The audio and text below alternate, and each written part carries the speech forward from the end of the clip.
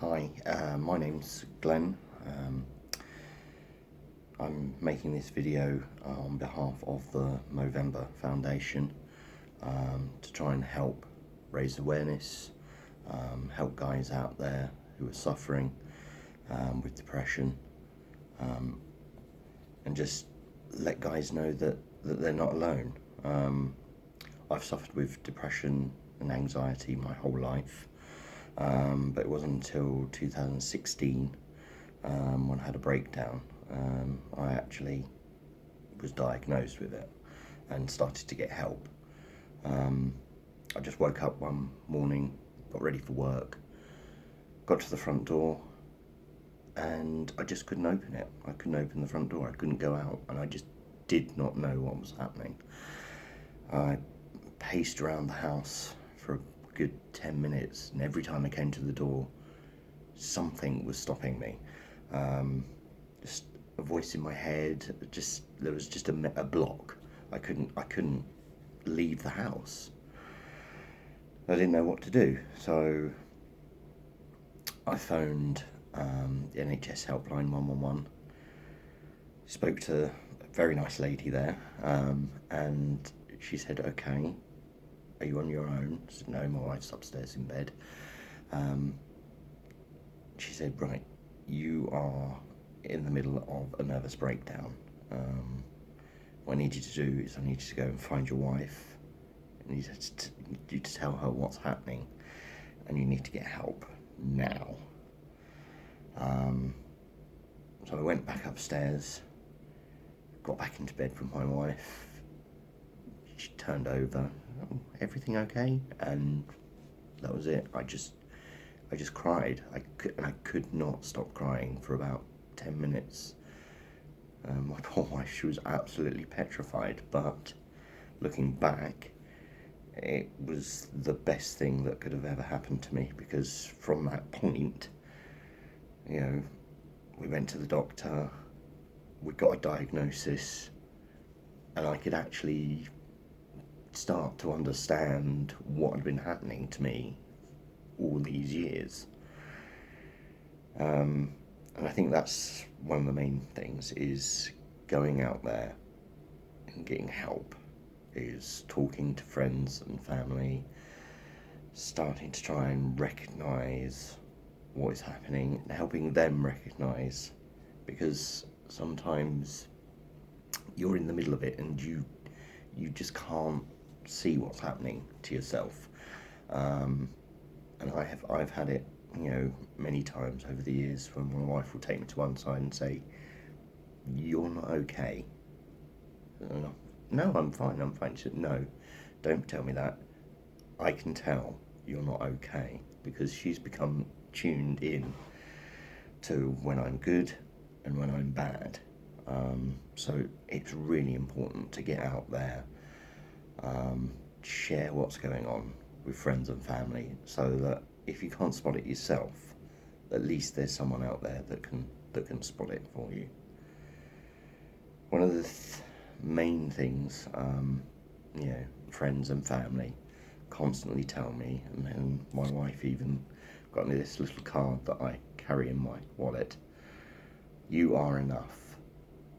It's a very simple message, and she tells it to me all the time.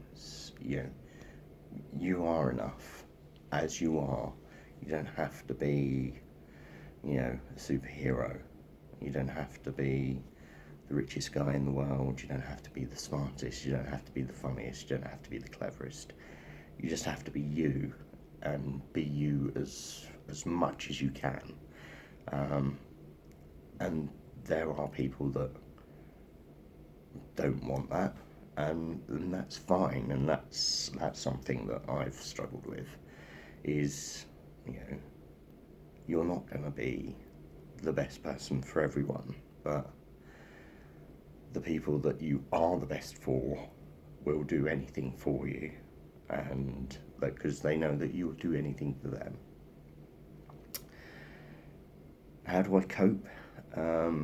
Well, I've been on medication for a long time. I don't mind, admitting that. I'm quite open with that. And it gives me a level playing field. Um, it, the peaks aren't so high. It also means that the dips aren't quite so low. So I find the medication stops me going to a place where I may do something. And over the years, I have had those thoughts. I've never acted on them, but yeah, I've had those thoughts. The you're not good enough. The world, your family, your friends, pretty much everyone will be better off if you weren't around. And I've looked at things and thought, well, if I take that and do this, and then everything will be over. But it won't be over, because you'll be leaving all those people behind with a massive hole in their lives. And you are, believe it or not, you are important to someone out there. And you might not have even met them yet, but there is at least one person in this world that would be shattered by you not being here anymore. The things I use to cope, get me through, if I'm in a really dark place, sometimes I find, if I listen to music, and funnily enough, like really depressing music, it helps me just work through it, get it out. Sometimes that's a lot better than trying to, mask it, be happy. Just, there's no shame in having a little wallow, having a little cry, having a big cry, because sometimes that horrible feeling inside you, you just got to get it out of yourself, get rid of it, and then you can do that, and it's such a relief once it's gone. It's just that feeling of lightness afterwards is amazing. So don't be afraid to almost embrace it. Just go, right, okay, this is mine. I'm going to own this. I know that I'm strong enough to get through it. And you will. You will get through it. If I can get through it, you can get through it. Anyone can get through it. I started playing rugby again a few years ago, even though I am massively unfit, but it forced me to socialise with a whole new group of people, and I've made some really amazing friends through it. It's physical activity, which is amazing for the brain, and it is that, it's an outlet as well. Controlled aggression outlet. I can go on the rugby field and just let go in a controlled way, and if I'm getting that out there, I'm not getting it going inwards. Find something you love. I love movies. I will more than happily go to the movies on my own. And it's just a wonderful escape for a couple of hours. Leave the world behind.